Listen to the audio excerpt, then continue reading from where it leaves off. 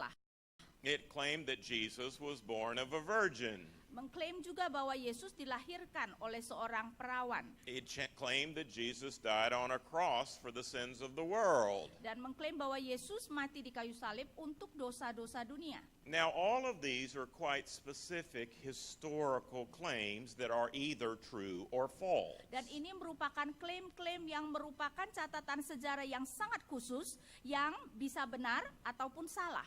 And my faith in them does not change that one way or another. Dan iman saya terhadap fakta-fakta tersebut tidak akan merubah kejadian-kejadian tersebut. The Christian faith is not faith in faith, it is faith in the facts about the story of Jesus.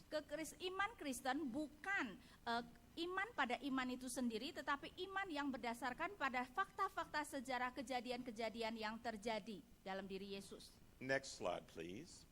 All right, next slide. Let's just keep going. All right. Now, why has the world indeed gone crazy about this novel? Mengapa dunia begitu tergila-gila kepada novel ini? Well, one of the things that has happened right around the world is what is called postmodernism. Apa yang terjadi di seluruh dunia adalah apa yang kita sebut postmodern.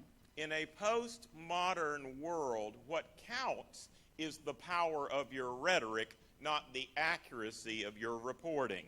Dan di dalam dunia postmodern, yang penting adalah kuasa atau kecanggihan retorika cara seseorang menulis dan bukan ketepatan dari fakta. We see this all the time in the newspapers or on the television. Dan kita bisa melihat ini baik di koran maupun di TV. Oh, he was a very persuasive figure. Dan kita mengatakan, oh dia adalah seorang figur yang sangat bisa mempengaruhi. But you see, that's not the issue. The issue is, was he telling the truth? Dan sebenarnya itu bukan isunya. Masalahnya adalah apakah dia mengatakan yang benar atau tidak. So this novel was playing into and is playing into this idea that what really counts is what kind of feeling I got when I heard this person speak. Dan novel ini sebenarnya memakai sesuatu yang kita biasa rasakan, apa yang dapat saya rasakan ketika membaca, dan novel itu menunjuk kepada itu. Listen to what is said in the novel. Coba kita dengarkan apa yang dikatakan di dalam novel tersebut. On the one hand, the novel says, we're going to try to find the truth about Jesus and Mary Magdalene. Di satu pihak novel itu mengatakan kita akan mencari kebenaran mengenai Yesus dan Maria Magdalena. Then later, at the end of the novel, it says, aha, I fooled you. Really, all we're interested in is the thrill of the chase, the joy in the journey. Dan kemudian pada akhir novel itu mengatakan, kamu sudah dibodohi. Sebenarnya yang menjadi titik utama di sini adalah kesenangan kita di dalam mengejar sesuatu. Lee Teabing puts it this way, it is the mystery and wonderment that serves our soul, not the quest for the truth about the Holy Grail itself. Teabing mengatakan misteri dan keajaibannya yang memuaskan jiwa kita, bukan mengenai cawan itu sendiri. Next slide, please. Now, those are very strange remarks in a novel which claimed that the world deserves the right to know the truth about the church's lies about Jesus and Mary Magdalene and the Holy Grail. Dan itu sebenarnya merupakan pertanyaan-pertanyaan yang aneh, karena buku ini menekankan bahwa dunia berhak mengetahui kebenaran dari kebohongan gereja mengenai Yesus, Maria Magdalena, dan cawan. And of course we need to know that truth as well, because who knows, if Jesus and Mary Magdalene got married and had children, maybe one of his descendants is here in this room tonight.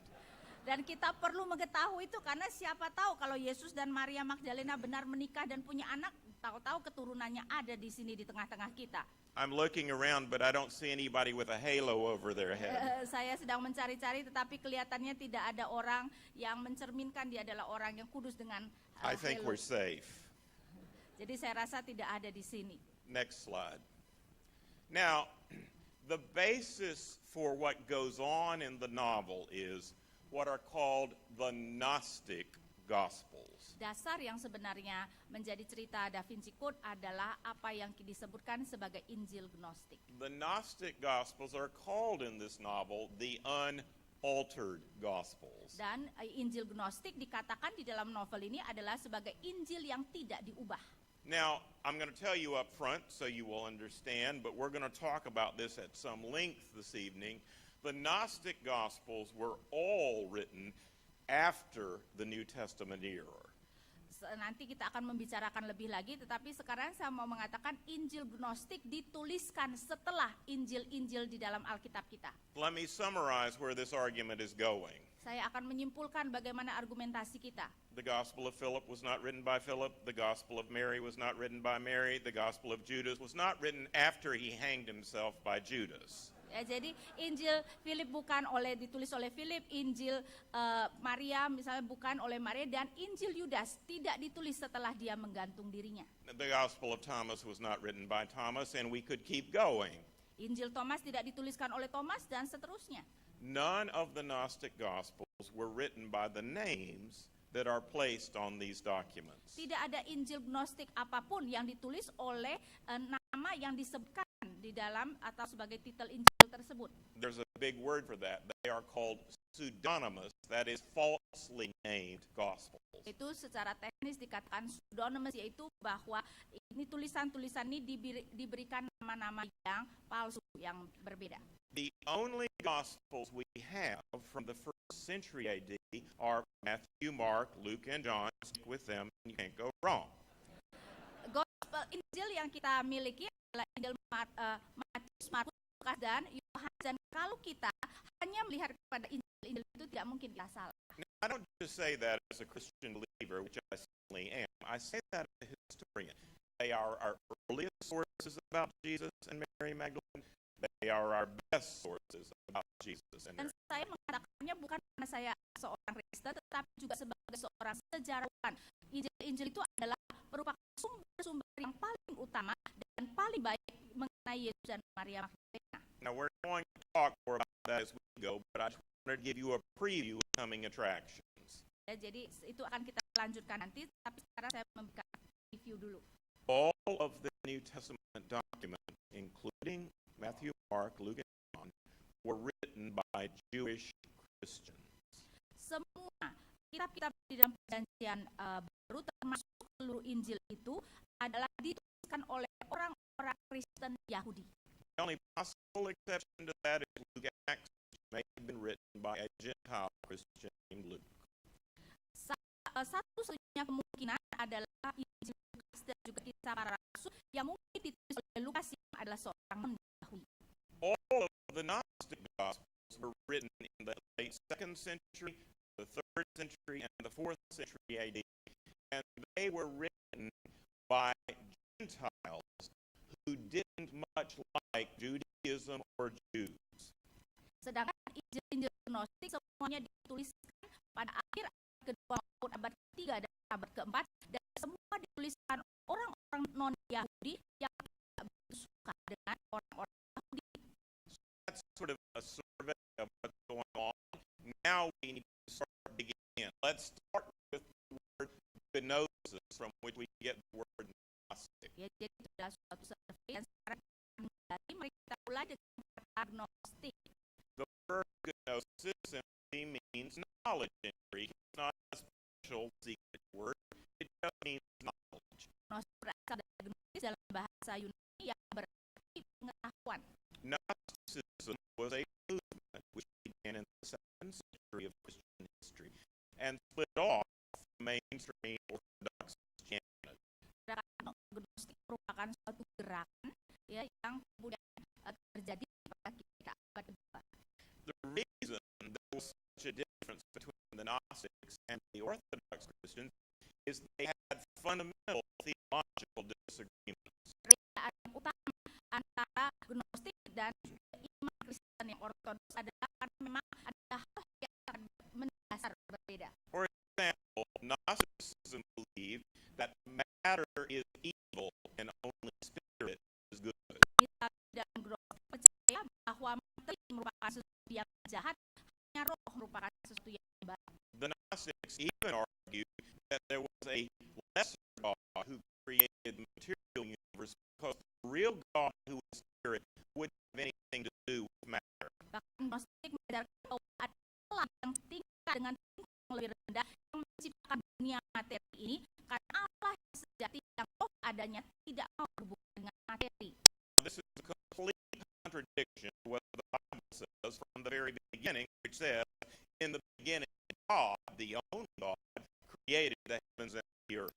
Dan jelas ini sangat bertentangan dengan Alkitab yang dari permulaan sudah mengatakan bahwa pada mulanya Allah, satu-satunya Allah menciptakan langit dan The Gnostics didn't accept the Old Testament as part of the Bible at all.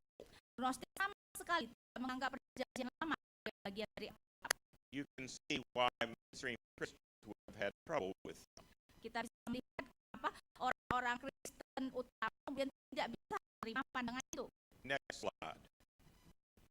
All right, we've defined Gnosticism, and I really want to stress that this way of thinking about religion did not exist in the first century AD.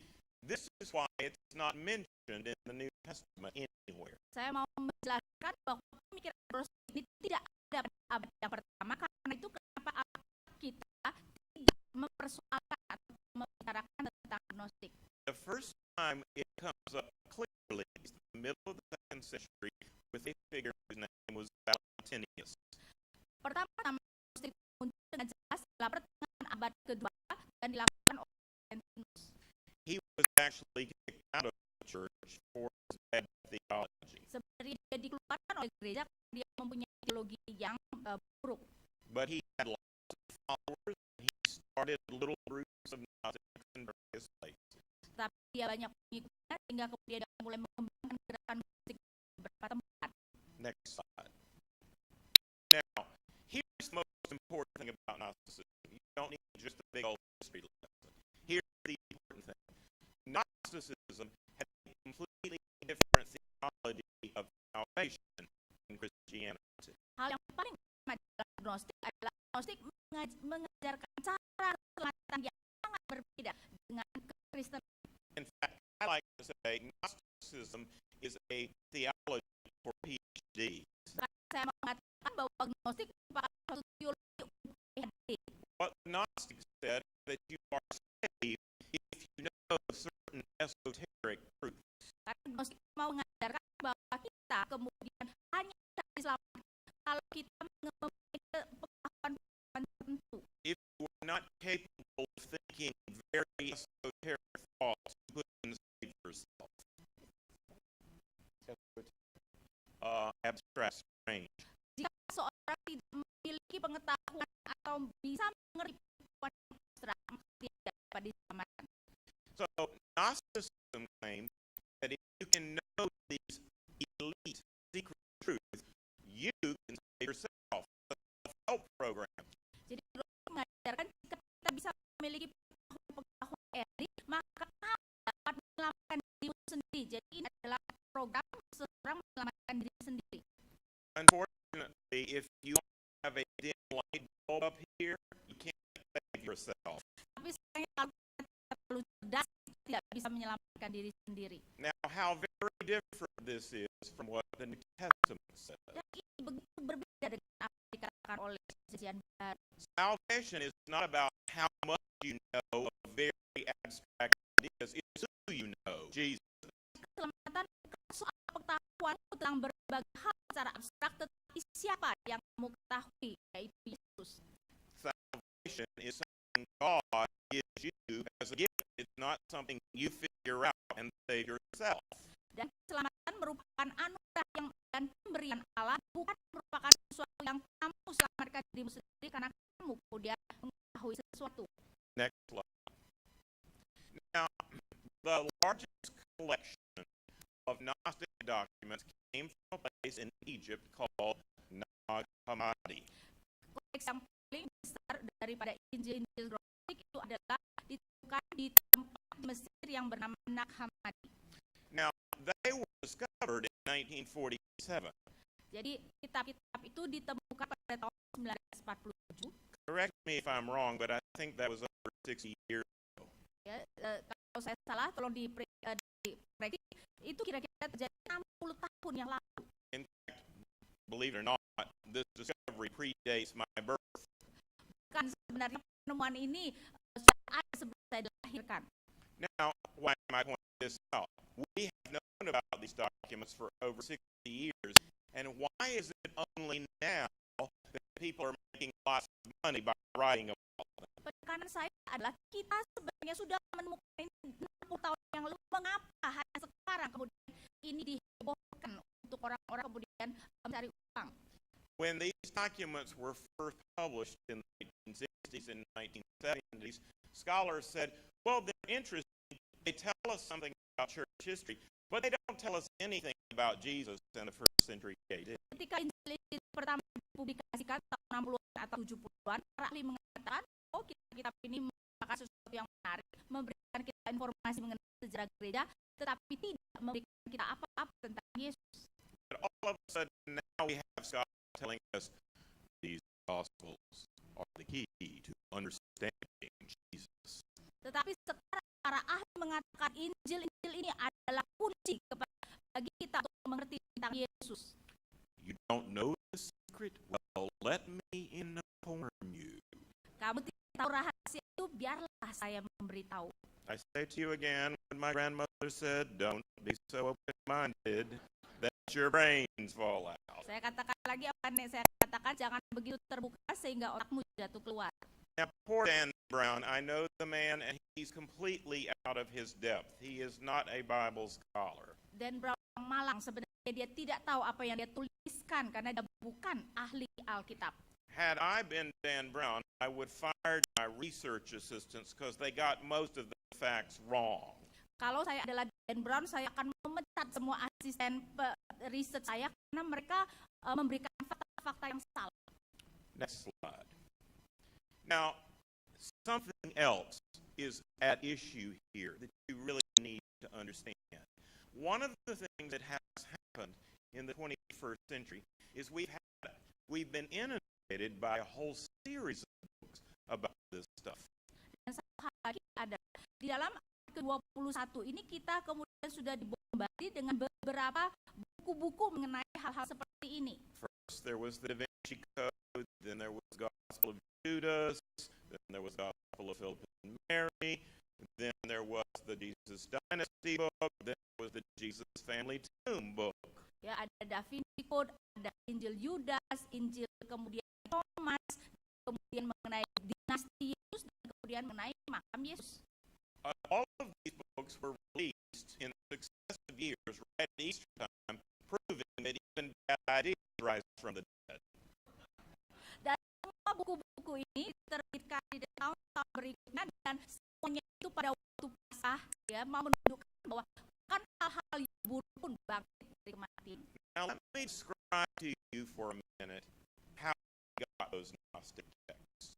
Pertama saya mau menjelaskan bagaimana kita mendapatkan teks-teks Gnostik ini. They were found in the desert of Egypt near an ancient monastery called Saint Pachomius' monastery. Mereka ditemukan di padang gurun Mesir dekat sebuah biara yang disebut sebagai Saint Pachomius. Yep. Biara Saint Pachomius. In 367 AD, Bishop Athanasius told monks in this monastery and all the other monasteries, you need to get rid of this literature because it's not Orthodox Christian. Pada tahun 367 Masehi, Gereja Athanasius mengatakan kepada para biarawan, buku-buku semacam ini harus dinyapkan gereja. So what happened was that these documents were taken out of the Pachomius monastery and they were all buried under a cliff nearby.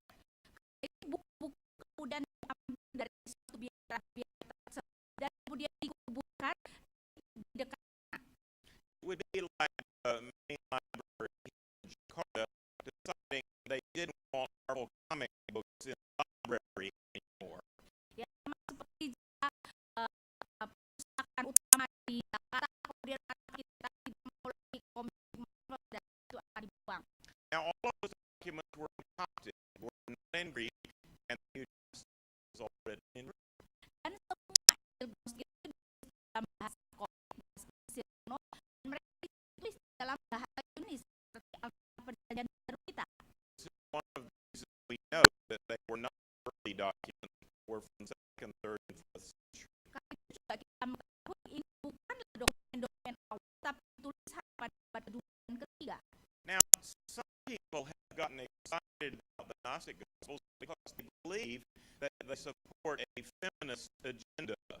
Ada orang-orang yang begitu tertarik pada Injil Gnostik karena mereka berpikir bahwa Injil ini mendukung gerakan feminisme. was saved from the Gospel of Thomas, a Gnostic document. Saya akan membacakan sesuatu yang diambil dari Injil Thomas, yaitu suatu Injil Gnostik. And Peter said to Jesus, "How then can Mary Magdalene be saved?" Petrus berkata kepada Yesus, bagaimana Maria Magdalena dapat diselamatkan? And Jesus said to Peter, "Don't worry, Peter. I will change the female into a male, and she can be saved." Dan Yesus berkata kepada Petrus, jangan khawatir Petrus, saya akan mengubah wanita menjadi laki-laki dan kemudian dia akan diselamatkan. This is not what I would call a woman-friendly gospel. Saya tidak akan mengatakan bahwa ini adalah Injil yang ramah terhadap wanita. Now, here's the second thing you need to know about these documents. They are highly ascetical. And what I mean by that is they don't believe that sex is a good gift for God. So to be spiritual, you have to abstain from sex. Dan yang kedua adalah Gnostik mengajar adalah orang-orang yang asketik, dan mereka dalam arti ini mereka tidak percaya bahwa hubungan seksual merupakan suatu hubungan yang indah antara suami istri, karena itu mereka yang percaya tidak boleh berhubungan seksual. Now that means, of course, that the Gnostics would be the last persons to suggest that Jesus and Mary Magdalene got married. Dalam hal ini berarti sebenarnya Injil Gnostik tidak mungkin kemudian mengatakan bahwa Yesus dan Maria Magdalena menikah. Where does this idea of Jesus and Mary Magdalene come from? Jadi ide mengenai Yesus dan Maria Magdalena menikah itu datang dari mana? Let's go back to that story we saw on the screen. Mari kita melihat kembali kepada mengingat kembali kisah yang kita lihat. One theory of some of these Gnostic scholars is that the story is about a family reunion. Salah satu teori dari Gnostik adalah kisah ini merupakan reuni keluarga. Let's analyze that for a moment. Mari kita menganalisa sebentar. First of all, Jesus calls Mary Magdalene woman. Pertama, Yesus memanggil Maria Magdalena wanita. Kita katakan He does not call her wife. dia tidak memanggil Maria Magdalena istri. And let me tell you, if I call my wife woman, I'd laugh. Dan saya harus beritahu saudara, kalau saya memanggil istri saya wanita, saya akan ditampar. Secondly, she calls him honey, but Rabuni. Maria Magdalena memanggil Yesus sayang, bukan sayang, guru. Now notice in the story, she doesn't say, "Honey, I'm so glad you're back. Let's read a marriage counseling book and jump our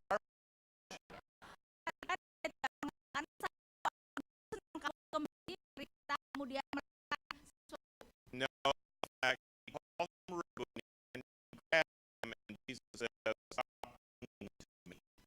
dia memanggil guruku dan kemudian berpegang erat Yesus kata berpegang erat padaku. These are not emotions of husband and wife to the master and wife to the disciple. Ini bukan tindakan dari suami istri, tetapi tindakan seorang guru muridnya. So this is not a story about a family reunion. It's a story about a master and a disciple. Jadi ini bukan reuni keluarga, tetapi bukan reuni antara seorang tua dan muridnya. Some have not been satisfied with this explanation, so some have even said that John chapter 2 contains the story of Jesus' marriage. Ada yang tidak puas dengan penjelasan ini, bahkan mengatakan bahwa dalam Yohanes di dalam perkawinan di Kana itu adalah perkawinan Yesus dengan Maria Magdalena. Now, with me for a minute, you'll love this. Kita coba perhatikan seperti kita. John chapter 2 Yohanes 2 says the following. berkata demikian. On the third day, a wedding took place at Cana in Galilee, and Jesus' mother was there. Hari ketiga perkawinan mereka yang di Galilea itu Yesus di situ. There was no need to mention it was Jesus' wedding. Tidak perlu mengatakan ibu di sana itu adalah pernikahan Yesus. And then it adds, and Jesus and his disciples had also been invited to the wedding. Dan dikatakan Yesus dan murid-murid diundang juga ke perkawinan itu. Last I checked, the bridegroom didn't need an invitation. Setahu saya, pengantin laki-laki tidak perlu diundang. The wine ran out. Jesus' mother said to him, they run out of wine. Ketika kemudian anggur tidak ada, ibu Yesus berkata mereka kehabisan anggur. Jesus' response was, woman, what does that to you and to me? Dan kata Yesus, apa kamu daripadaku, ibu? Now, if this had been his wedding, he would so not be saying that. Kalau itu adalah pernikahannya sendiri, tidak mungkin dia berkata He demikian. would be saying, where's the caterer when you need him? Dan akan mengatakan di mana cateringmu ketika kita membutuhkan. Well, you know how much of the rest of the story goes, so let's get right to the end of the story. Listen to the very end of the story in verse 12. Kita tahu ini berita akhir dari ayat 12. After this, Jesus went down to Capernaum with his mothers, brothers, and his disciples, and they stayed there a few days.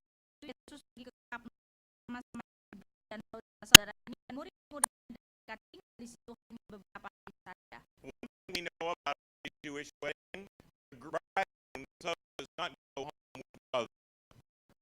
Ya, setelah kita tahu di dalam pernikahan Yahudi, pengantin pria tidak pulang ke ibunya. This is all of the evidence from the New Testament that Jesus got married. Jadi inilah bukti-bukti yang kemudian dipakai mengatakan Yesus menikah. In other words, there is no such evidence. Dalam lain tidak ada bukti yang demikian. All right, now let's have our next slide if we can.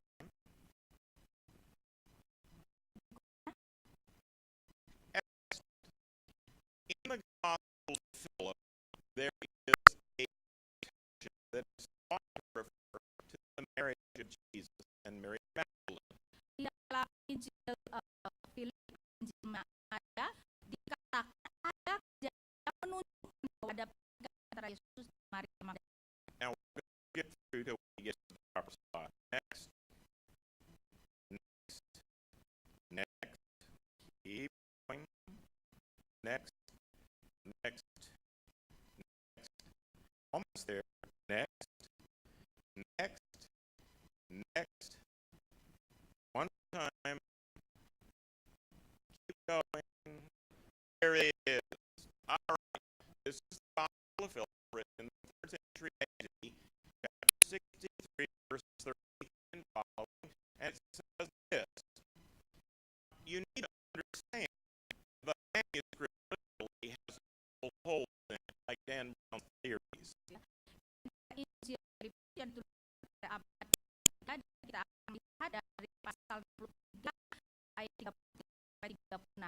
Kita harus mengetahui di dalam Injil ini banyak sekali sebenarnya hal yang hilang, karena itu titik-titik lubangnya seperti juga Dan Brown. Now